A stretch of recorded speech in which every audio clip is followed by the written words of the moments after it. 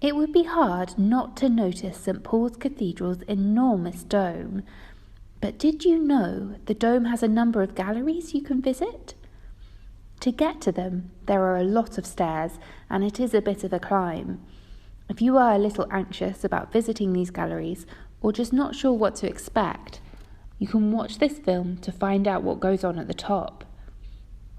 If you are a wheelchair user, have limited mobility, health concerns, or would prefer not to visit the galleries, you can watch the film to discover the stories behind the cathedral's graffiti, why pineapples might be a feature in the decoration, and find out how St Paul's Cathedral fits into the modern London skyline today.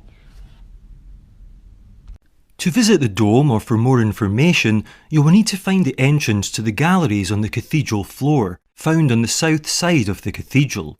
There you will find a friendly and welcoming member of our visitor experience team who will answer any questions you have and will show you the way to visit the dome. If you're visiting as part of your school, you may be asked to line up and wait to be signed in. If you're visiting with your family, you might be asked to show your tickets. The first set of stairs are wide and comfortable to climb with railings on the right. Keep to one side as you go up and people coming down can pass you easily. Remember to take your time and stick together. There's no rush to get to the top and there's plenty to see on your way, from mysterious doors to secret windows. Take time to look at the architecture on your journey.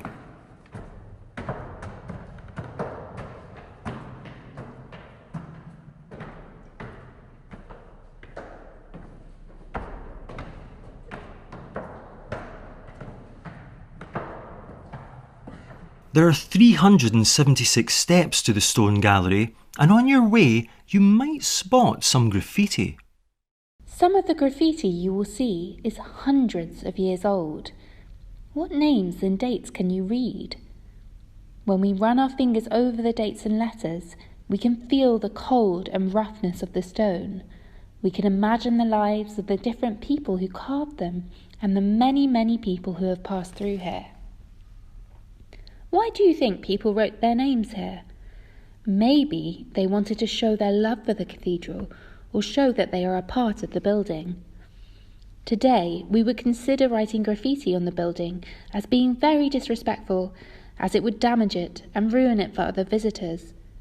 Today, we might just take a quick photo instead.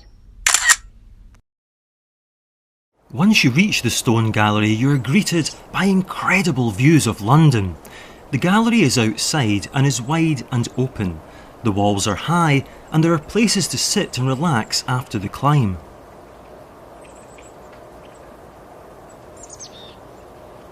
London's skyline is so iconic largely due to its diversity, from old buildings to modern architecture, historic bridges and of course the River Thames. It really does have it all. Let's take a closer look. What famous structures can you see? The Shard is the tallest building in the UK and holds the record for the highest swimming pool in Europe, sitting at 600 feet high. Millennium Bridge is famous for being featured in Harry Potter and the Half-Blood Prince. Lesser known is its location as a home for 400 tiny pieces of art that you might not notice unless you look down. Created by the Chewing Gum Man, or Ben Wilson, litter has literally become art. Shakespeare's Globe would have appeared on the south bank of the Thames over 400 years ago. Today, the reconstruction continues to inspire audiences with amazing performances. Was there anything you recognised? Perhaps somewhere you have visited before or would like to? From here, you can continue on to the Golden Gallery or head back down. But before you go, let's take a look at one of St Paul's Cathedral's most unexpected features, the pineapples.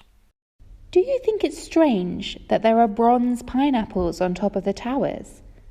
Well, there's an interesting reason for this. In the 17th century, when St Paul's was built, pineapples had to be imported from South America. They were incredibly expensive and rare. Pineapples would be the centerpieces at dinner parties and were often not even eaten, but only viewed and revered. Some people would even rent a pineapple for an evening or display them outside their doors to welcome guests. Pineapples became a symbol of peace, prosperity, and hospitality, so they stand here to welcome in visitors to the cathedral. These pineapples were supplied by a woman coppersmith called Jane Brewer in 1707. We think she was the wife of a man who started working on the pineapples, but then died. Jane then finished the work and was paid for it. She is the only woman whose name appears in the crafts directory. You can get a different view of the pineapples on the next level, the Golden Gallery.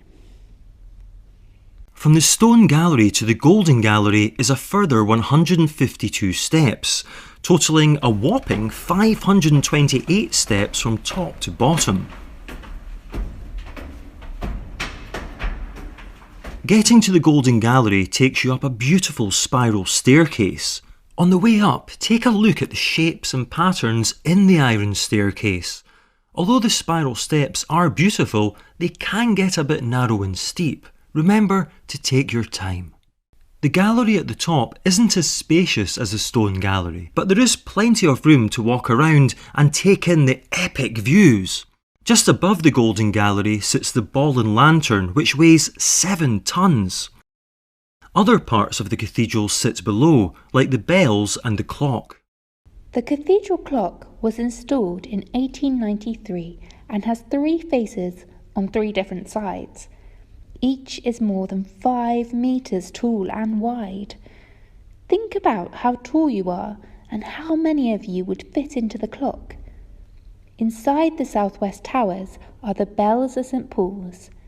Have you heard any bells on your visit? Some of the bells have names.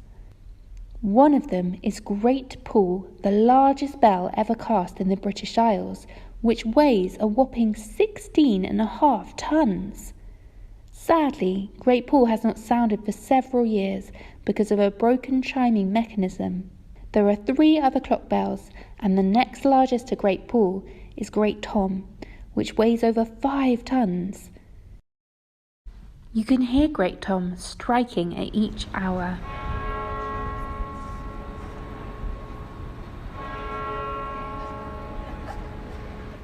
There are also 12 change-ringing bells, which all have different notes in the key of B flat. These played together in different orders to make a tune.